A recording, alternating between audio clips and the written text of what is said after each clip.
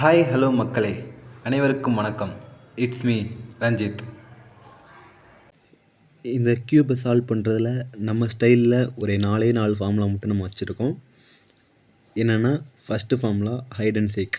So hide and seek means இருக்கிற கலரை மறைச்சி கொடுத்து சேர்க்கறது. ஃபார் எக்ஸாம்பிள், இப்போ நான் எக்ஸாம்பிள் சொல்கிறேன்.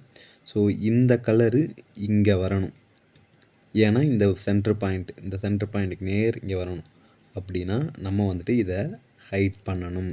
இப்படி ஹைட், இதுக்கு பேர் தான் hide. So hide and seek. So we can put it here. இதை மறுபடியும் ரொட்டேட் பண்ணோம்னா ஹைட் பண்ணி மறுபடியும் திருப்பி கொண்டு வரணும். இப்படி கொண்டு வந்தோம்னா இது மேலே வந்துடும். ஸோ இதுதான் formula hide and seek. So இன்னொரு எக்ஸாம்பிள் சொல்கிறேன். இப்போ இப்போ இந்த ரெட்டு இங்கே மேலே வரணும்னு வைங்க. அப்படின்னா இந்த ரெட்டை முதல்ல ஹைட் பண்ணணும். ஹைட் பண்ணிவிட்டு இதை கீழே இறக்கணும்.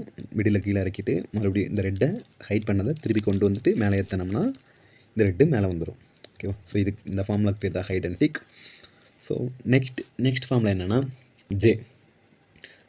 இப்போ நான் ஃபார்முலா மட்டும் சொல்கிறேன். So J formula means J என்ன பண்ணுவோம், இப்படி. ஸோ இதுதான் ஜே, கரெக்டுங்களா? ஸோ இந்த ஜேக்கு நம்ம ரூபிக் கியூப் எப்படி போடலான்னா, இப்படி ஃபஸ்ட்டு கோடு போடுற மாதிரி ஃபஸ்ட்டு ரொட்டேட் பண்ணிட்டு அடுத்தது இப்படி போட்டு இப்படி போடுவோம். ஸோ அந்த மாதிரி இங்கே கீழே ஒரு ரொட்டேட்டு, அதுக்கப்புறம் மேலே கோடு போடுவோம். ஸோ ஜே இப்படி போட்டு இதுக்கு மேலே கோடு போடுவோம். அந்த கோடுக்கு நம்ம என்ன பண்ணுறோன்னா பின்னாடி ஒரு ரொட்டேட் பண்ணுறோம். ஓகேவா? ஸோ இப்போ இந்த இப்படி போட்டு இப்படி போட்டாச்சு. இப்போ இந்த கோட்டை மட்டும் அழிக்கணும். எப்படின்னா இங்கே இருக்கிற இதை அழிக்கணும். ஓகேங்களா? அழிச்சிட்டு இந்த மேலே ஒரு கோடு போட்ட பார்த்தீங்களா, அந்த கோட்டை திருப்பியும் மேல் பண்ணிடணும். ஸோ இந்த மாதிரி மேலே எடுத்துகிட்டு மறுபடியும் இந்த மறுபடியும் மேலே தூக்கி விட்றோம். ஸோ இதுக்கு பேர் தான் ஜே ஃபார்முலா.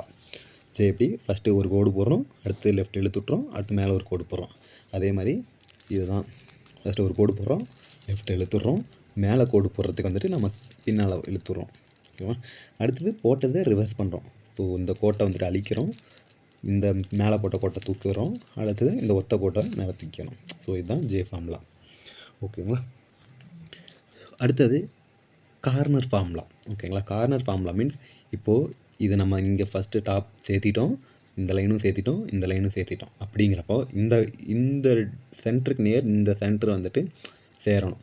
ஸோ இந்த சென்டர் சேர்த்தணுன்னா அப்போ ஃபார்முலா என்னென்னா அதுதான் கார்னர் ஃபார்முலா. ஸோ அது எப்படின்னா, ஸோ ரைட்டில் இருக்கிறத ஒரு டைம் டவுன் பண்ணிவிட்டு, ஸோ டபுள் டைம் கீழே இருக்கிறத சுற்றிட்டு மறுபடியும் இந்த ஒரு டைம் டவுன் பண்ணதை மேலே தூக்கிட்டு மறுபடியும் சிங்கிள் டைம் ரொட்டேட் பண்ணிவிட்டு மறுபடியும் மேலே தூக்கினதை மறுபடியும் கீழே பண்ணிவிட்டு மறுபடியும் சிங்கிள் டைம் ரொட்டேட் பண்ணிவிட்டு இதை மேலே தூக்கிட்டோம்னா இதுக்கு பேர் தான் கார்னர் ஃபார்முலா. ஸோ இதே மாதிரி நம்ம பண்ணிவிட்டு கரெக்டாக நம்ம பார்த்து பண்ணிகிட்டே இருந்தோம்னா நமக்கு இந்த சென்டர் பாயிண்ட் கலர் இந்த மாதிரி சேர்ந்துடும். ஓகேவா? இப்போது ஃபார் எக்ஸாம்பிள் உங்களுக்கு ஒன்று சேர்த்து காட்டுறேன். ஓகே, இங்கே க்ரீன் இருக்குது. நம்ம என்ன பண்ணோம்னா இந்த ரெட் இருக்குது. ஸோ ரெட்டுக்கு கீழே க்ரீன் இருக்குது. ரெட்டோட சென்டர் பாயிண்ட் இங்கே இருக்குது. ஸோ ரெட்டோட சென்டர் பாயிண்ட்டுக்கு நேர் இங்கே வச்சுட்டோம். ஸோ நம்ம ஃபஸ்ட்டு எது சேர்ந்துருக்குதா இல்லையான்னு செக் பண்ணிக்கணும். சேர்ந்துருந்துச்சுன்னா இந்த மாதிரி நேராக வச்சுக்கலாம். நேராக வச்சுட்டு இதை கைக்குள்ளே வச்சிடலாம். ஓகேங்களா?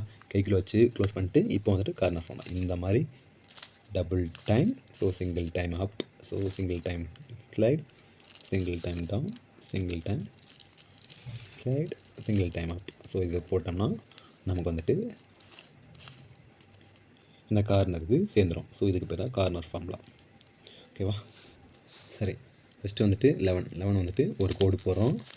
ஒரு கோடு போட்டு கீழே இருக்கிற ஒரே ஒரு கோடு. ஸோ இந்த ஒரே ஒரு பாயிண்ட்டை மட்டும் நம்ம எரேஸ் பண்ணுறோம். எரேஸ் பண்ணுற மீன்ஸ் ஒரு ரொட்டேட் பண்ணிக்கிறோம்.